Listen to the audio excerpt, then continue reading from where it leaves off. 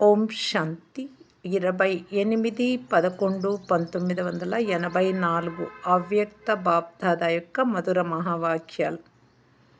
సంకల్పాలను సఫలం చేసుకునేందుకు సహజ సాధనం. ఈరోజు విశ్వ రచయిత, విశ్వ కళ్యాణకారి అయిన తండ్రి విశ్వ భ్రమణం చేసేందుకు విశేషంగా పిల్లలందరి బాగోగులు పర్యవేక్షించుటకు నలువైపులకు వెళ్ళారు. జ్ఞానయుక్త ఆత్మలైన పిల్లలను కూడా చూశారు. స్నేహి సహయోగులైన పిల్లలను చూశారు. భక్తులైన పిల్లలను చూశారు. అజ్ఞాని పిల్లలను కూడా చూశారు. తమ తమ లగన్లో మగ్నమై ఉన్న భిన్న భిన్న ఆత్మలను చూశారు. కొందరు ఏదో కార్యమును చేసే లగన్లో నిమగ్నమై ఉన్నారు. మరికొందరు తెంచే కార్యంలో ఉన్నారు. మరికొందరు కలిపే కార్యంలో నిమగ్నమై ఉన్నారు. కానీ అందరూ తప్పకుండా నిమగ్నమై ఉన్నారు.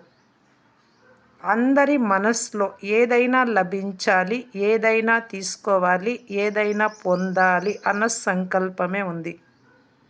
ఇదే లక్ష్యంతో ప్రతి ఒక్కరూ తమ తమ కార్యంలో నిమగ్నమై ఉన్నారు. హద్దులోని ప్రాప్తి ఉంది, శరీరానికి ప్రాప్తి అయినా ఇంకా ఎంతో కొంత లభించాలి, లేక ఏదో విధంగా తయారు కావాలి అన్న పట్టుదలను, తపనను అన్ని వైపులా చూశారు. వారందరి మధ్యలో బ్రాహ్మణ పిల్లలైన మిమ్మల్ని విశేషంగా చూశారు. దేశంలో లేక విదేశాలలో పిల్లలందరిలో ఇప్పుడు ఏదైనా చేసేయాలి, అనంతమైన కార్యంలో ఏదైనా విశేషతను చేసి చూపించాలి అన్న సంకల్పాన్ని చూశారు. స్వయంలో కూడా ఏదైనా విశేషతను ధారణ చేసి విశేషాత్మగా అవ్వాలి అన్న ఉత్సాహాన్ని మెజారిటీ పిల్లలలో చూశారు. ఉత్సాహ ఉల్లాసాలు అనే బీజమును స్వపురుషార్థము ద్వారా తోడుగా సమయం యొక్క వాతావరణం ద్వారా అందరిలో ప్రత్యక్ష రూపంలో చూశారు. ఇదే ఉల్లాసం అనే బీజాన్ని పదే పదే నిరంతరము తయారు చేసుకునే అటెన్షన్ ఇచ్చే నీటిని మరియు చెక్కింగ్ అనగా సదా వృద్ధిని పొందే విధి రూపీ సూర్యకాంతిని ఇస్తూ ఉండడంలో నంబర్ వారుగా అయిపోయారు. బీజమును నాటడమైతే అందరికీ వస్తుంది, కానీ పాలన చేసి ఫలస్వరూపంగా తయారు చేయడంలోనే తేడా ఏర్పడుతుంది. బాప్దాదా అమృత వేళ నుండి రోజంతా పిల్లల ఆట అనండి, లేక లగన్లో పురుషార్థం అనండి, రోజు చూస్తున్నారు. ప్రతి ఒక్కరూ స్వయం గురించి, సేవ గురించి, ఇక ఇప్పటి నుండి ఇది చేస్తాము, ఇలా చేస్తాము, తప్పకుండా చేస్తామని చాలామంది ఉత్సాహంతో కూడుకున్న సంకల్పాలను చేస్తారు. చేసి చూపిస్తాము అని ఇటువంటి శ్రేష్ఠ సంకల్పాల బీజాలను నాటుతూ ఉన్నారు. బాప్దాదాతో జరిపే ఆత్మిక సంభాషణలో కూడా చాలా మధురాతి మధురమైన మాటలు మాట్లాడతారు. కానీ సంకల్పమును అనగా బీజమును ప్రాక్టికల్లోకి తీసుకొచ్చే పాలన చేసినప్పుడు ఏం జరుగుతుంది? ఏదో ఒక విషయంలో వృద్ధి చేసే విధిలో లేక ఫలస్వరూపంగా తయారు చేసే విశేషతలో యథాశక్తి నంబర్ వారీగా అయిపోతారు. ఏదైనా సంకల్పరూపీ బీజమును ఫలీభూతం చేసుకునేందుకు సహజ సాధనం ఒక్కటే. అదేమంటే సదా బీజరూపుడైన తండ్రి నుండి అన్ని వేళలా సర్వశక్తుల రూపీ బలమును ఆ బీజములో నింపుతూ ఉండాలి. బీజ రూపము ద్వారా మీ సంకల్పరూపీ బీజం సహజంగా మరియు స్వతహాగా వృద్ధి చెందుతూ ఫలీభూతమైపోతుంది. కానీ బీజ రూపంలో నిరంతరము కనెక్షన్ లేని కారణంగా ఇతర ఆత్మలను లేక సాధనాలను వృద్ధికి విధిగా చేసుకుంటారు. ఈ కారణంగా ఇలా చెయ్యాలా, అలా చెయ్యాలా, వీరిలా చెయ్యాలా అంటూ ఈ విస్తారంలో సమయాన్ని మరియు శ్రమను ఎక్కువగా వినియోగిస్తారు. ఎందుకంటే ఏదో ఒక ఆత్మను లేక సాధనాన్ని తమ ఆధారంగా చేసుకుంటారు. సాగరం నుండి నీరు మరియు సూర్యుని నుండి సూర్యరశ్మి లభించేందుకు బదులుగా ఎన్ని సాధనాల రూపీ నీటి ద్వారా ఆత్మలను ఆధారంగా భావిస్తూ శక్తిని ఇచ్చినా బీజము ఫలీభూతము కాదు. కావున శ్రమ చేసిన తర్వాత, సమయాన్ని వినియోగించిన తర్వాత ప్రత్యక్ష ఫలం యొక్క ప్రాప్తి లభించినప్పుడు నడుస్తూ నడుస్తూ ఉత్సాహం తగ్గిపోతుంది. అంతేకాక స్వయంతో లేక సహచరులతో లేక సేవతో నిరాశగా అయిపోతారు. కాసేపు సంతోషము, మరి కాసేపు ఉదాసీనత, ఈ రెండు అలలు బ్రాహ్మణ జీవితము అనే నావను ఒక్కోసారి కదిలిస్తూ ఒక్కోసారి నడిపిస్తూ ఉంటాయి. ఈ రోజులలో చాలామంది పిల్లల జీవిత గతి విధులు ఈ విధంగా కనిపిస్తూ ఉన్నాయి. నడుస్తున్నారు కూడా, కార్యాన్ని కూడా చేస్తున్నారు, కానీ ఏ విధంగా అవ్వాలో అటువంటి అనుభవం చేసుకోవడం లేదు. కావున సంతోషం ఉంది, కానీ సంతోషంతో నాట్యం చేస్తూ ఉండడం లేదు. నడుస్తున్నారు కానీ వేగంగా నడవడం లేదు. శ్రేష్ఠ జీవితం కలవారిగా అయిపోయాము, తండ్రికి చెందిన వారిగా అయిపోయాము, దుఃఖము బాధల ప్రపంచం నుండి ప్రక్కకు తప్పుకున్నాము అని సంతుష్టంగా కూడా ఉన్నారు. కానీ సంతుష్టత మధ్యలో అప్పుడప్పుడు అసంతుష్టత అలలు కోరుకోకపోయినా అసంతృప్తి అర్థం చేసుకోలేకపోయినా వచ్చేస్తాయి. ఎందుకంటే జ్ఞానం సహజమైనది, స్వస్థితి కూడా సహజమైనది, కానీ సంబంధ సంపర్కాలలో అతీతంగా మరియు ప్రియంగా అయ్యి ప్రీతిని నిర్వర్తించడంలో కాసేపు సహజంగా మరి కాసేపు కష్టంగా అయిపోతుంది. బ్రాహ్మణ పరివారము మరియు సేవా ప్రవృత్తి, దీనినే సంబంధ సంపర్కమని అంటారు. ఇందులో ఏదో ఒక విషయం ద్వారా ఎలా అనుభవం చేసుకోవాలో అలా అనుభవం చేసుకోరు. ఈ కారణంగానే రెండు అలలు కొనసాగుతున్నాయి. ఇప్పుడు సమయం యొక్క సమీపత కారణంగా ఈ పురుషార్థ వేగం సమయానుసారంగా సంపూర్ణ గమ్యానికి చేర్చలేదు. ఇలాగే మీరు పురుషార్థం అంటే ప్రయత్నం చేస్తూ ఉంటే ఇప్పుడు విఘ్న వినాశకులుగా ఈ విశ్వంలోని విఘ్నాల మధ్యలో ఉన్న దుఃఖితులైన ఆత్మలకు సుఖశాంతులను అనుభూతి చేయించాలి. చాలా కాలంగా నిర్విఘ్న స్థితిలో విఘ్నముక్తులైన వారే విఘ్న వినాశక కార్యమును చేయగలరు. ఇప్పటి వరకు తమ జీవితంలో వస్తున్న విఘ్నాలను తొలగించుకోవడంలోనే బిజీగా ఉంటే, అందులోనే శక్తిని వినియోగిస్తూ ఉంటే మరి ఇతరులకు శక్తిని ఇవ్వటంలో ఎలా నిమిత్తులుగా అవ్వగలరు? నిర్విఘ్నులుగా ఈ శక్తుల స్టాకును జమ చేసుకోండి. అప్పుడు శక్తి రూపంగా ఈ విఘ్న వినాశక కార్యాన్ని చేయగలరు. అర్థమైందా? విశేషంగా రెండు విషయాలు చూశారు. భారతదేశంలో అజ్ఞాని పిల్లలు సీటు తీసుకోవడంలో లేక సీటు నిప్పించడంలో నిమగ్నమై ఉన్నారు. రాత్రింబవళ్ళు స్వప్నంలో కూడా వారికి సీటే కనిపిస్తుంది. బ్రాహ్మణ పిల్లలు సెట్ అవ్వడంలో నిమగ్నమై ఉన్నారు. సీటు లభించింది కానీ సెట్ అవుతున్నారు. విదేశాలలో తాము తయారు చేసిన వినాశకారి శక్తి నుండి రక్షించుకునే సాధనాలను వెతకడంలో నిమగ్నమై ఉన్నారు. మెజారిటీ వారి జీవితము జీవితంగా లేదు, ప్రశ్నార్థకంగా అయిపోయింది. అజ్ఞానులు రక్షించుకోవటంలో నిమగ్నమై ఉన్నారు. జ్ఞానులు ప్రత్యక్షత జెండాను ఎగురవేయడంలో నిమగ్నమై ఉన్నారు. ఇవే విశ్వంలోని స్థితిగతులు. ఇప్పుడు ఇక దుఃఖము వ్యాకులతల నుండి రక్షించండి. భిన్న భిన్న వ్యాకులతలలో భ్రమిస్తున్న ఆత్మలకు శాంతిని ఆధారంగా ఇవ్వండి. మంచిది. సదా సంపన్న స్థితి అనే సీటుపై సెట్ అయి ఉండే వారికి స్వవిఘ్న వినాశకులు మరియు విశ్వ విఘ్న వినాశకులకు బీజరూపుడైన తండ్రి సంబంధము ద్వారా ప్రతి శ్రేష్ఠ సంకల్పరూపీ బీజమును ఫలీభూతంగా చేసి ప్రత్యక్ష ఫలమును భుజించే వారికి, సదా సంతుష్టంగా ఉండే వారికి, సంతుష్ట మణి పిల్లలకు బాప్దాదా ప్రియ స్మృతులు మరియు నమస్తే. హాస్టల్ కుమారీలతో బాప్దాదా కలయిక. మీ భాగ్యాన్ని చూసి హర్షితంగా ఉంటున్నారు కదా. తప్పు మార్గంలోకి వెళ్ళడం నుండి రక్షింపబడ్డారు. పోగొట్టుకునేందుకు బదులు సంపాదించుకునే జీవితాన్ని తయారు చేసుకున్నారు. లౌకిక జీవితంలో జ్ఞానము లేనందున అంతా పోగొట్టుకోవడమే పోగొట్టుకోవడం. జ్ఞాని జీవితంలో ప్రతి సెకండు సంపాదనే సంపాదన. నిజానికి బ్రాహ్మణులందరూ భాగ్యశాలురే. అయినా కుమారీలు డబల్ భాగ్యశాలురు.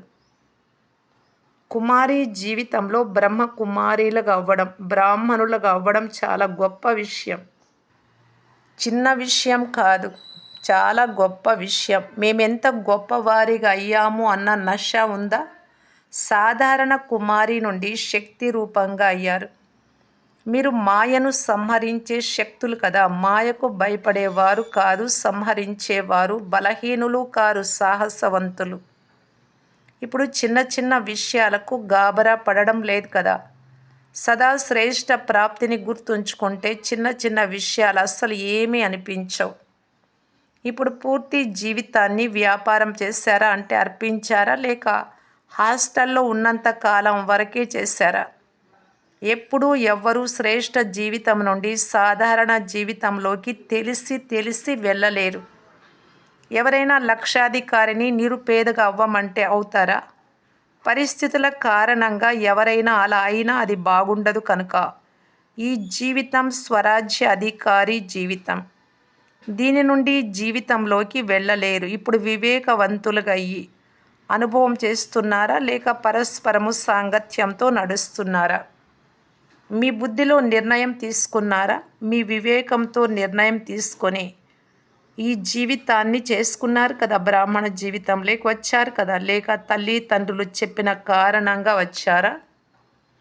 మంచిది. కుమారీలు తమను తామే ఆఫర్ చేసుకున్నారా?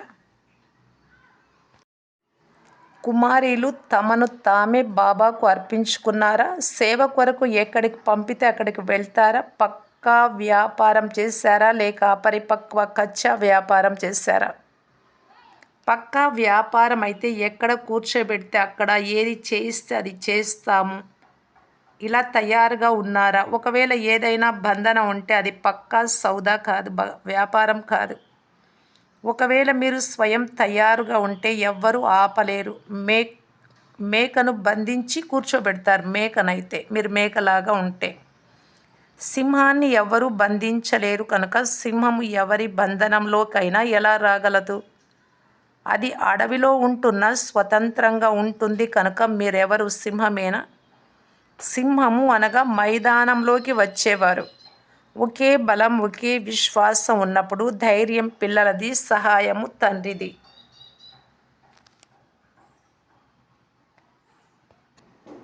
ఎటువంటి కఠినమైన బంధాలు ఉన్నా ధైర్యం ఆధారంపై ఆ కఠినమైన బంధనాలు కూడా సహజంగా వదిలిపోతాయి. ఎలాగైతే జైలు తాళాలు కూడా తెరుచుకున్నాయి అని చూపిస్తారో అలా మీ బంధనాలు కూడా తెగిపోతాయి. కావున అలా అవ్వండి. ఒకవేళ కొద్దిగా అయినా బంధనం ఉంటే దానిని యోగాగ్నిలో భస్మం చేసేయండి. భస్మం అయిపోతే నామరూపాలు కూడా అదృశ్యమవుతాయి. కేవలం తెంచినట్లయితే మళ్ళీ ముడి వేయవచ్చు. కనుక తెంచకండి. వాటిని భస్మం చేస్తే యోగాగ్నిలో సదా కొరకు ముక్తులైపోతారు. ఎన్నుకోబడిన అవ్యక్త మహావాక్యాలు సరళ చిత్తులుగా అయితే ఈజీగా కావాలి. సంస్కారము, స్వభావము, మాటలు అన్నీ. అప్పుడు సఫలత లభిస్తుంది. బ్రాహ్మణుల ముఖ్య సంస్కారము సర్వస్వ త్యాగి. త్యాగము ద్వారానే జీవితంలో సరళత మరియు సహనశీలత అనే గుణాలు సహజంగా వచ్చేస్తాయి. ఎవరిలో అయితే 1 సరళత, 2 సహనశీలత ఉంటాయో వారు ఇతరులను కూడా తప్పకుండా ఆకర్షిస్తారు. అంతేకాక ఒకరికొకరు స్నేహితులుగా అవ్వగలరు. ఎవరైతే స్వయం సరళ చిత్తులుగా ఉంటారో వారు ఇతరులను కూడా సరళ చిత్తులుగా చేయగలరు. సరళ చిత్తులు అనగా ఏ విషయాన్ని విన్నారో, చూశారో అది సారయుక్తంగా ఉంటుంది. సారాన్ని మాత్రమే తీసుకుంటారు. వారికి కావాల్సినటువంటిది విస్తారాన్ని చూడరు. స్వయం ఏ మాటలు మాట్లాడతారో, ఏ కర్మలు స్వయం చేస్తారో అందులో కూడా సారం నిండి ఉంటుంది. సరళ పురుషార్థులు ఎవరైతే ఉంటారో వారు ఇతరులను కూడా సరళ పురుషార్థులుగా చేస్తారు. సరళ పురుషార్థులు అన్ని విషయాలలోనూ ఆల్రౌండర్లుగా ఉంటారు. అన్ని రకాల సేవ చేస్తారు. ఏ విషయంలోనూ లోపం కనిపించదు, ఏ విషయంలోనూ ధైర్యం తగ్గిపోదు. ఇది ఇప్పుడు చేయలేము అనే మాటలు వారి నోటి నుండి వెలువడవు. ఒక్క ఈ సరళతా గుణం ద్వారా అన్ని విషయాలలో ఉదాహరణగా అయ్యి పాస్ విత్ ఆనర్ అవుతారు, గౌరవప్రదంగా పాస్ అవుతారు. ఉదాహరణకు సాకార బాబాను ఎంతటి జ్ఞాన సంపన్నులో అంతటి సరళ స్వభావులుగా చూశారు కదా. వాటిని బాల్యతనపు సంస్కారాలు అని అంటారు. వృద్ధులలో వృద్ధుడిగా, చిన్నవారితో చిన్నవారిగా ఉన్నారు. అలా తండ్రిని అనుసరించి సరళ చిత్తులుగా అవ్వండి. ఇతరుల సంస్కారాలను సరళంగా తయారు చేసే సాధనము హాజీ అని అనడం, అలాగే అని అనటం. మీరు ఇక్కడ ఎంత హాజీ హాజీ అలాగే బాబా అని హృదయపూర్వకంగా అంటూ చేస్తూ ఉంటే, అక్కడ సత్యుగంలో మీ ప్రజలు అందరూ హాజీ హాజీ అంటారు.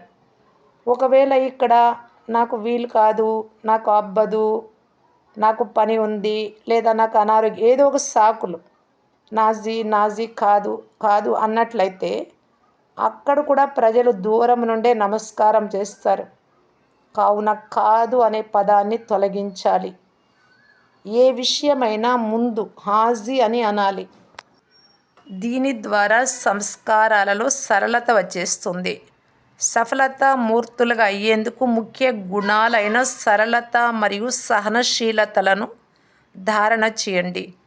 ఎలాగైతే ధైర్యం ఉన్న మనుషులు ఎవరైనా ఆలోచించి అర్థం చేసుకొని కార్యం చేస్తే సఫలత లభిస్తుందో, అలా ఎవరైతే సరళ స్వభావులుగా సహనశీలుగా ఉంటారో వారు తమ సహనశీలత శక్తితో ఎటువంటి కఠినమైన సంస్కారాలు కలవారినైనా శీతలంగా చేసేస్తారు. కఠినమైన కార్యాన్ని సహజంగా చేస్తారు. మీ స్మృతి చిహ్నాలైన దేవతల చిత్రాలను ఏవైతే తయారు చేస్తారో వారి ముఖంలో సరళతను తప్పకుండా చూపిస్తారు. ఈ విశేషమైన గుణమును చూపిస్తారు. రూపురేఖలలో సరళతను దేనినైతే మీరు అమాయకత్వము అని అంటారో ఆ సరళతను చూపిస్తారు. ఎవరెంత సహజ పురుషార్థులుగా ఉంటారో వారు మనస్సులో కూడా సరళంగా, బాబాతో కూడా సరళంగా, వాచాలో కూడా సరళంగా, కర్మలలో కూడా సరళంగా ఉంటారు. వారిని ఫరిస్తాలు అని అంటారు. దాదీలలాగా, మన ప్రత్యక్షంగా దాదీలు ఉంటారు కదా, అలాగా. ఈ సరళత గుణాన్ని ధారణ చేయటంలో పాటు ఇముడ్చుకునే శక్తి, సహించుకునే శక్తి కూడా తప్పకుండా ఉండాలి. ఒకవేళ ఇముడ్చుకునే మరియు సహించే శక్తి లేకుంటే సరళత చాలా అమాయక రూపాన్ని ధరిస్తుంది. అక్కడక్కడ అమాయకత్వం కూడా చాలా భారీ నష్టాన్ని కలిగిస్తుంది. కావున అటువంటి సరళ చిత్తులుగా అవ్వకండి. సరళత గుణము కారణంగా తండ్రిని కూడా భోలానాథుడు అంటారు. కానీ వారు భోలానాథుడితో పాటు ఆల్మైటీ అథారిటీగా కూడా ఉన్నారు, సర్వశక్తివంతుడుగా. కేవలం భోలానాథుడే కాదు. కావున మీరు కూడా సరళతా గుణమును ధారణ చేయండి. కానీ మీ శక్తి స్వరూపాన్ని కూడా సదా గుర్తుంచుకోండి. ఒకవేళ శక్తి స్వరూపాన్ని మర్చిపోతే కేవలం అమాయకంగా అయితే మాయ తుపాకీ గుండు తగులుతుంది. కావున మాయ ఎదుర్కోకముందే నమస్కారం చేసేటంతటి శక్తి స్వరూపులుగా అవ్వండి. చాలా సావధానంగా, జాగ్రత్తగా, తెలివైన వారిగా ఉండాలి. మాటలు కూడా సరళంగా ఉండాలి, పరుషంగా కాదు. ప్రతి కర్మ కూడా సరళత సంపన్నంగా ఉండునంత విశేషత సంపన్నంగా అవ్వండి. సదా ఒకరి మతంపై, ఒక్క బాబా శ్రీమతంపై, ఒక్కరితోనే సర్వ సంబంధాలు, ఒక్కరితోనే సర్వ ప్రాప్తులు పొందుతూ సదా ఏకరసంగా ఉండే సహజ అభ్యాసిగా అవ్వండి. సదా సంతోషంగా ఉండండి. సంతోష ఖజానాను పంచండి. సరళతా గుణాన్ని జీవితంలో తీసుకొచ్చేందుకు వర్తమాన సమయంలో కేవలం ఒక విషయంపై తప్పకుండా ధ్యాస ఉంచాలి. మీ స్థితి, మనోస్థితి స్తుతి ఆధారంపై, పొగడ్తల ఆధారంపై ఉండరాదు. ఒకవేళ స్తుతి ఆధారంగా స్థితి ఉన్నట్టయితే ఏ కర్మ చేస్తారో దాని ఫలం కావాలి అనే కోరిక లేక లోభము ఉంటుంది. ఒకవేళ నింద జరిగినట్లయితే అనాథలుగా అయిపోతారు. తమ స్థితిని వదిలేస్తారు. అంతేకాక యజమాని తండ్రిని మర్చిపోతారు. కావున మా స్తుతి జరగాలి, మమ్మల్ని పొగడాలి, మహిమ చెయ్యాలి అని ఎప్పుడూ అనుకోకండి. స్తుతి ఆధారంగా స్థితిని ఉంచుకోకండి. అంటే ఎవరైనా మంచిగా మనల్ని పొగిడితే అప్పుడు బాగుండేది. మంచిగా ఆనందంగా ఉంటారు. వారంటే ఇష్టం అవుతుంది పొగిడిండే వారి పట్ల కూడా. ఎవరైనా నింద చేస్తే అలాంటి వారు కొద్దిగా కూడా తట్టుకోలేరు. ఆ స్తుతి ఆధారంగా ఉండనివ్వకండి అంటారు. ఎప్పుడు పొగడుతూనే ఉంటారా? గుణాలుంటే బాబా చెప్తూ ఉన్నారు అర్ధకల్పము. దేవీ దేవతలు కూడా మీకంటే తక్కువ పదవిలో ఉండేవారు మిమ్మల్ని మహిమ చేస్తూ ఉంటారు. ద్వాపరయుగం నుండి ఇప్పటి వరకు కూడా భక్తులందరూ మహిమ చేస్తున్నారు. ఏమిటిపైన ఆశ లేని వారికి, ఇచ్చా మాత్రం అవిద్యాస్థితి ఉండేవారికి అంటున్నారు బాబా. అప్పుడే మిమ్మల్ని సరళ చిత్తులు అంటారు. సరళతను తమ నిజ స్వరూపంగా తయారు చేసుకోవడం వలన సర్దుకునే శక్తి కూడా సహజంగా వచ్చేస్తుంది. సరళ స్వభావము కలవారు ఎవరైతే ఉంటారో వారు అందరికీ స్నేహితులుగా ఉంటారు. వారికి అందరి ద్వారా సహయోగం కూడా తప్పకుండా లభిస్తుంది. కనుక వారు అన్ని విషయాలలోనూ ఎదుర్కోవటము లేక సర్దుకోవడం సహజంగా చేయగలరు. ఎవరు ఎంత సరళ స్వభావం కలవారిగా ఉంటారో వారిని మాయ ఎదుర్కోవడం కూడా అంత తక్కువగా ఉంటుంది. వారందరికీ ప్రియంగా ఉంటారు. సరళ స్వభావం కలవారు వ్యర్థ సంకల్పాలు ఎక్కువగా చేయరు. వీరి సమయం కూడా వ్యర్థంగా వెళ్ళిపోదు. వ్యర్థ సంకల్పాలు నడవని కారణంగా వీరి బుద్ధి విశాలంగా దూరదృష్టి కలవారిగా ఉంటుంది. అందువలన వీరి ముందు ఏ సమస్య కూడా ఎదుర్కోలేదు. ఎంతగా సరళత ఉంటుందో అంత స్వచ్ఛత కూడా ఉంటుంది. స్వచ్ఛత అందరినీ తన వైపుకు ఆకర్షిస్తుంది. స్వచ్ఛత అనగా సత్యత మరియు శుభ్రత. అవి తమ స్వభావాన్ని సరళంగా చేసుకున్నప్పుడే వస్తాయి. సరళ స్వభావం కలవారు బహురూపులుగా అవ్వగలరు. కోమలమైన పదార్థాన్ని ఏ రూపంలోకి తీసుకొస్తే ఆ రూపంలోకి రాగలదు. ఇప్పుడు మీరు గోల్డ్గా అయ్యారు, కానీ బంగారాన్ని అగ్నిలో కరిగించండి, అప్పుడు మౌల్డ్ కాగలరు. అంటే ఎలా వంచితే అలా కాగలరు. ఈ లోపము కారణంగా సేవలో సఫలత తగ్గుతోంది. స్వయం లేక ఇతరుల గతాన్ని చూడకుంటే సరళ చిత్తులుగా అవుతారు. సరళ చిత్తులుగా ఎవరైతే ఉంటారో వారిలో మధురత గుణం ప్రత్యక్షంగా కనిపిస్తుంది. వీరి నయనాల ద్వారా, ముఖము ద్వారా, నడవడిక ద్వారా మధురత ప్రత్యక్ష రూపంలో కనిపిస్తుంది. ఎవరెంత స్పష్టంగా ఉంటారో వారు అంత సరళంగా మరియు శ్రేష్టంగా ఉంటారు. స్పష్టత శ్రేష్టతకు సమీపంగా ఉంటుంది. అంతేకాక ఎంత స్పష్టత ఉంటుందో అంత సఫలత కూడా ఉంటుంది. అచ్చా, ఓం శాంతి.